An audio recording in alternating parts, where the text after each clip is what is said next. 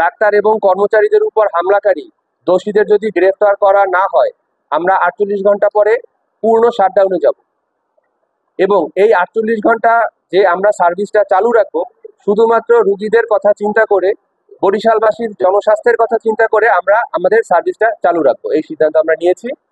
যদি এই 48 ঘন্টা সার্ভিস চালু রাখার মধ্যে কোনো কর্মকর্তা কর্মচারী বা হাসপাতালের কোনো স্থাপনার উপর কোনো হামলা হয় বা কোনো অপ্রীতিকর ঘটনা হয়, তাহলে তৎক্ষণাৎ আমরা কর্মবিরতিতে যাব এবং সেক্ষেত্রে যে জনদুর্ভোগ হবে সেজন্য সম্পূর্ণ দায়ী থাকবে এই হামলাকারীরা।